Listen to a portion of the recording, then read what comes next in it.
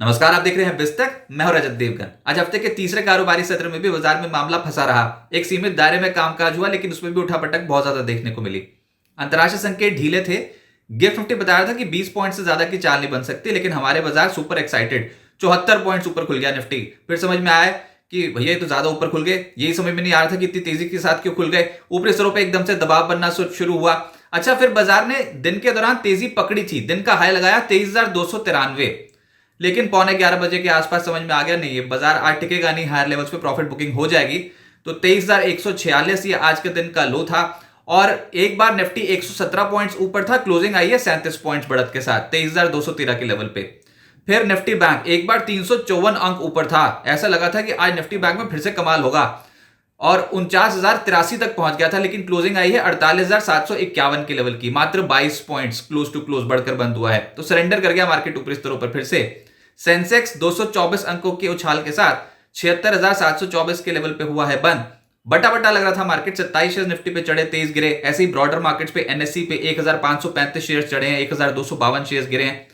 लेकिन अगर आप स्क्रीन देखोगे तो इस समय यह है कि मिड कैप स्टॉक्स यहां पर बहुत तगड़ी खरीदारी हो रही है। इंडेक्स से नहीं हो पा रहा। निफ्टी बैंक ये सब फंसे पड़े हैं अभी, इंपॉर्टेंट एवरेजेस के नीचे कर रहे हैं कामकाज, लेकिन स्टॉक स्पेसिफिक खरीदारी बहुत आ रही है सिस्टम में। और वो इसलिए क्योंकि बहुत ओवरसोल्ड हो गए थे, इतना ज्यादा पिट गए थे कि इससे ज्यादा क्या पिटे। तो फिर निचले स्तर से खरीदारी आ रही है। लेकिन निफ्टी के जो गेनर्स थे आज के सत्र में, उससे सबसे तेज हुआ एनटीपीसी। एनटीपीसी का स्टॉक आज 4% ऊपर रहा। फिर ट्रेंड 4% ऊपर। इसके अलावा पावर ग्रिड 3% ऊपर आया। कोटक बैंक 2% चढ़ गया। मारुति का स्टॉक भी आज दिन की जब शुरुआत हुई थी तो मारुति सुजुकी सबसे तेज चलने वाला स्टॉक था। फिर बाजी मारनी थी एनटीपीसी और ट्रेंड ने। निफ्टी लूजर्स में एमएनएम 3% नीचे चला गया। एक्सिस बैंक 2.5% नीचे चला गया। कल आने हैं नतीजे एक्सिस बैंक के। इसके अलावा Bajaj finserv, Bajaj finance, Shriram finance, यहां पर आज दबाव देखने को मिला। फाइनेंशियल्स में ज्यादातर स्टॉक्स अंडर परफॉर्म कर रहे थे। एफएनओ गेनर्स में Bombay stock exchange BSc limited के स्टॉक ने आज बाजी मारी। बहुत ही तगड़ी चाल स्टॉक ने दिखाई है बीते 3 ट्रेडिंग सेशन में और आज भी 6.25% ऊपर रहा। वोडा आइडिया का स्टॉक 5.5% चढ़ गया। एंजल 1.5% ऊपर। और पेटीएम में निचले स्तरों से बहुत तगड़ी चाल बनी है। आज 5% ऊपर चला गया ये स्टॉक और महाकुंभ मेला का सबसे बड़ा बेनिफिशियरी पेटीएम माना जा रहा है। अच्छी चाल स्टॉक ने दिखाई। आरती इंडस्ट्रीज 4.5% ये स्टॉक भी ऊपर आया। एफएनओ लूजर्स में कल्याण कुंज ज्वेलर्स बहुत तगड़ी बिकवाली हुई है स्टॉक में हाल फिलहाल में और आज भी 7.25% नीचे चला गया। फिर CG power, max health, Bajaj finserv, HPCL जैसे स्टॉक 3% से 5.5% लुढ़क गए। ऐसे मार्केट में मिड कैप स्टॉक्स में खेल ज्यादा हो रहा है। जहां पर बहुत बीटन डाउन स्टॉक्स थे, वैल्यूएशंस कंफर्ट जोन में आ गए थे, ट्रेडर्स ने, इन्वेस्टर्स ने वहां पर खरीदारी की है। मिड कैप गेनर्स में न्यूजेन 11% चढ़ा। एलिकॉन 8.5% ऊपर। अनंत राज 8% चढ़ गया। थर्मेक्स लगभग 8% ऊपर। आलोक इंडस्ट्रीज 7.5% चढ़ा। देवयानी इंटरनेशनल 7.5% ऊपर। हदसुन 7% चढ़ता हुआ नजर आया। प्रकाश इंडस्ट्रीज, यूटीआई, एएमसी, केफिन टेक जैसे स्टॉक 6% से ज्यादा तेज थे आज। मिड कैप लूजर्स में सूर्या रोशनी 7.25% नीचे। फिर आज सरकारी बैंक्स ने मूड खराब किया। कल के सत्र में एकदम से तेज हो गए थे स्टॉक, बहुत तगड़े रिटर्न्स आए थे कल के सत्र में, आज सरेंडर कर गए। 7% नीचे आया आईओबी। फिर सेंट्रल बैंक 7% नीचे। यूको बैंक 6.25% नीचे। नेटवर्क 18 पे रिजल्ट्स का इंपैक्ट था, 7% नीचे आ गया ये स्टॉक। वीआईपी इंडस्ट्रीज 7.25% नीचे। Credit access, Vakrangee, Electra, power India ये स्टॉक 5% से 6% टूट गए। एनर्जी स्टॉक्स का बोलबाला था। थर्मेक्स लीड कर रहा था 9% ऊपर। आइनॉक्स विंड 5.5% चढ़ा है। एनटीपीसी 4% चढ़ गया। टॉरेंट पार, अदानी ग्रीन, बीएचईएल जैसे स्टॉक 3% से ज्यादा चढ़े हैं। पावर ग्रिड, जेएसडब्ल्यू एनर्जी जैसे स्टॉक्स में भी आज के सत्र में मोमेंटम बना। रियल एस्टेट स्टॉक्स ने की वापसी, जिसमें सबसे तेज चला फीनिक्स लिमिटेड 5% ऊपर। रेमंड 4% चढ़ गया। Mahindra life space, brigade, DLF, Oberoi realty की क्लोजिंग हरे निशान में हुई है। आईटी स्टॉक्स में खरीदारी आई। कल इन्फोसिस के नतीजे हैं। आज जो चले उसमें था persistent, LTTS, tech Mahindra, LTIM. इन स्टॉक्स में तेजी थी। सबसे तेज चल रहे थे परसिस्टेंट और एलटीटीएस 3.5% से ज्यादा।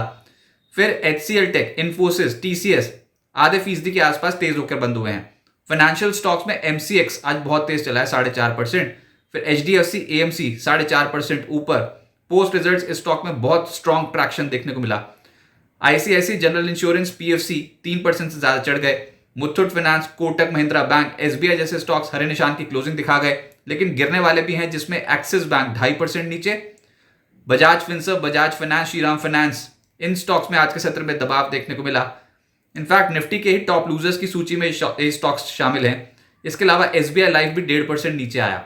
सरकारी बैंक्स में आज पिटाई हो गई, जिसमें आईओबी 7% नीचे, सेंट्रल बैंक 7% नीचे, UCO bank, PSB, bank of Maharashtra, जहां पर नजर डालो वहां पर गिरावट। सब स्टॉक्स कल तेज हुए थे, आज 3% से लगभग 7% के आसपास की गिरावट शो कर रहे थे, लेकिन चढ़े भी हैं। Union bank, Canara bank, bank of India 1.5%, 2% के आसपास चढ़ते हुए नजर आए। फार्मा स्टॉक्स में आज प्रॉफिट बुकिंग देखने को मिल रही थी। मैक्स हेल्थ 4% नीचे आया, डिविस लैब्स 2.5% नीचे, Glenmark, Granules, Aurobindo pharma, Ipca labs, Laurus labs, इन स्टॉक्स में 2% से 2.5% के आसपास का डेंट पड़ गया। लक्ष्मी डेंटल का आईपीओ बहुत तगड़े सब्सक्रिप्शन फिगर्स आए हैं। आज बंद हो गया, ये 113.94 गुना भरकर प्राइस बैंड 407 से 428 रुपए प्रति शेयर का रखा गया था। इश्यू साइज था 698 करोड़ रुपए, 138 करोड़ रुपए का फ्रेश इशू था, बाकी का ओएफएस था। बहुत ही गजब के सब्सक्रिप्शन फिगर्स। अब देखते हैं लिस्टिंग कैसे होती है, अनुमान है कि प्रीमियम पे होगी। अब आगे क्या होगा, देखिए आज सबसे बड़ा ट्रिगर था रुपया डॉलर के टर्म्स में लगातार टूटता चला जा रहा था, लेकिन पिछले 2 ट्रेडिंग सत्रों से हम देख रहे हैं कि रुपया कुछ संभलने की कोशिश कर रहा है। आज क्लोजिंग आई है 86.4 के लेवल की, हायर एंड से डॉलर के मुकाबले रुपया थोड़ा सा मजबूत होकर बंद हुआ है और इसने बाजार का मूड सुधार रखा है पिछले 2 ट्रेडिंग सेशन से। आप देख रहे हो निफ्टी में निचले स्लो से तेजी बन रही है और रुपया डॉलर के मुकाबले मजबूत हो रहा है पिछले 2 ट्रेडिंग सेशन से। पहले ही डैमेज सिस्टम में हो गया है, बस एक छोटा सा इशारा ही चाहिए मार्केट को। लेकिन ना कल निफ्टी की वीकली एक्सपायरी है, आमतौर पे वीकली एक्सपायरी पे ऑप्शन राइटर्स बहुत डोमिनेट करते हैं, लेकिन यहां पर ट्रेंड है नेगेटिव। बस बच जाए किसी तरीके से कल। इस हफ्ते का अगर निचला स्तर नहीं टूटा तो हो सकता है बुल्स की ताकत बन जाए। आप ये समझ लो जो 3 सत्रों से आप बचाकर चल रहे हो, 23,050 का स्तर, 23,150 का स्तर, अगर ये ना टूटा तो फिर बुल्स एक बार तो कोशिश करेंगे, क्योंकि बहुत बड़े बड़े इवेंट्स लाइंड अप है अभी। एक तो Q3 रिजल्ट सीजन चल रहा है, 20 तारीख को व्हाइट हाउस में एंट्री कर जाएंगे डोनाल्ड ट्रंप, उनकी इनॉग्रेशन सेरेमनी है। उसके बाद हम बजट की प्रिपरेशन करेंगे। अच्छा, बीच में एफओएमसी की पॉलिसी भी आएगी, बजट के बाद हमारी आरबीआई की पॉलिसी भी आएगी। इतने सारे इवेंट्स लाइंड अप है, आप पहले हल्के हो रखे हो, सरेंडर करके तो जाएंगे नहीं, कुछ तो ताकत दिखाएंगे बुल्स। बस बच जाए किसी तरीके से और कोई बहुत भयंकर कोई ट्रिगर नेगेटिव ना बने। अभी एक छोटी सी चिंगारी भी लग गई ना, नेगेटिव ट्रिगर आया तो बाजार बिल्कुल कमजोर है, वो गिरने को तैयार है। लेकिन अगर कुछ मामला बिगड़ा नहीं, Q3 अर्निंग्स ठीक ठाक निकल गई, तो फिर बाजार चढ़ने के लिए तैयार हो जाएगा। और इसी के लिए आप देख रहे हो कि इंडेक्स गिरते गिरते रुक गया है और मिड कैप स्टॉक्स में एकदम से खरीदारी बननी शुरू हो गई है। शेयर्स ओवरसोल्ड जोन से पलटने हैं। मैं फिर कह रहा हूं कि अगर 23,150, 23,050 के लेवल को होल्ड कर लिया, या फिर एक बार 23,000 के लेवल के नीचे झटका मार के ऊपर आ गए तब भी ठीक, बस 23,000 के नीचे जाके टिक ना जाना। बस वही एक प्रॉब्लम है कि इतना नेगेटिव रुझान ना बने कि 23,000 के लेवल के नीचे गए और उसके बाद वहीं पर मेंटेन होके फिर नीचे नीचे नीचे के लेवल खुल गए। वैसा नहीं, झटका दो ऊपर आ जाओ, वो भी ठीक। इस समय मार्केट सरेंडर नहीं कर रहा है, वैसे गिरते गिरते रुक गया है। जिन भी कंपनियों के Q3 नतीजे अच्छे आएंगे वहां पर अच्छी चाल देखने को मिलेगी। कल Infosys, Reliance industries, axis bank के नतीजे आने, तो वो ट्रैक करेंगे। अमेरिका में भी बड़े बैंकों के नतीजे अब आने शुरू हो जाएंगे आज से। आज भी बड़े बैंकों के नतीजे और कल भी वहां पर बड़े बैंकों के नतीजे। अच्छा, अमेरिका में सीपीआई महंगा के आंकड़े जो आज आए उस पर भी एक बड़ा रिएक्शन देखने को मिलेगा। तो देखते हैं यूएस मार्केट्स आज किस तरीके से बिहेव करते हैं। अभी घबराए नहीं, ये घबराने का समय है नहीं। अब इस समय रैशनल सोचने का समय है कि चलो यहां पर थोड़ा सा डिप्लॉय करें फंड्स, और उसके बाद अगर मार्केट पे कोई वर्स्ट केस सिनेरियो में फिर से और डिप आ जाता है, रुपया और कमजोर हो जाता है, या फिर डोनाल्ड ट्रंप कोई सैंक्शन वगैरह या फिर कोई टैरिफ लगा देते हैं किसी कंट्री के ऊपर, तो फिर उसके बाद और गिरेंगे, तो फिर और डिप्लॉय करने की कोशिश करेंगे। क्योंकि ये शॉर्ट टर्म में तकलीफ दिखाई देती है, ये तकलीफ थोड़ा चल सकती है, मतलब ये मार्केट थोड़ा और खिंच सकता है आगे ऐसे नेगेटिव टेरिटरी में। लेकिन इतने ओवरसोल्ड, इतना ज्यादा फियर फैक्टर में आप ज्यादा रह नहीं सकते। मार्केट थोड़ा समय बिता जरूर देगा, लेकिन आप बहुत ज्यादा समय तक इसको खींच नहीं सकते कि आप बस गिरे पड़े हो और कोई कंपनी अर्निंग्स करने को तैयार ही नहीं है, आप लगातार नेगेटिव सेंटिमेंट में मार्केट में बैठे हो। ऐसी वाली मार्केट चलती नहीं। इंडियन मार्केट्स में हमको इसकी आदत भी नहीं। अभी हम 200 दिनों के औसत के नीचे हैं, लेकिन धीरे धीरे कर पिकअप करने की कोशिश जरूर करेंगे, चाहे वो अभी बजट से पहले करें, बजट के बाद करें, 1 क्वार्टर की अर्निंग के बाद करें, या फिर 2 क्वार्टर की अर्निंग के बाद करें। कभी ना कभी मार्केट वापसी करेगा, उस समय के लिए प्रिपरेशन करनी है। तो जो बाजार में पैसा लगाएगा, या फिर जो टिका रहेगा, या फिर जो नियमित रूप से इन्वेस्टमेंट करेगा, वही जीतेगा, उसी का पैसा बनने की संभावना ज्यादा है। बस इस फेज को पार करना है, और ये फेज बहुत समय बाद आया है, तकलीफ ज्यादा दिखाई देती है सिस्टम में। लेकिन इस बार भी जो झटका लगा था, देख लिया ना, मिड कैप स्टॉक्स की वापसी हो रही है धीरे धीरे। ऐसे ही अगर कभी फिर से कोई झटका लगा तो उसमें पोर्टफोलियोज को रीबिल्ड करने की कोशिश कीजिए, और अगर ऐसा नहीं कर पा रहे हैं तो फंड मैनेजर्स, म्यूचुअल फंड्स का रुख कीजिए, इंडेक्स फंड्स का रुख कीजिए, लेकिन नियमित निवेश कीजिए।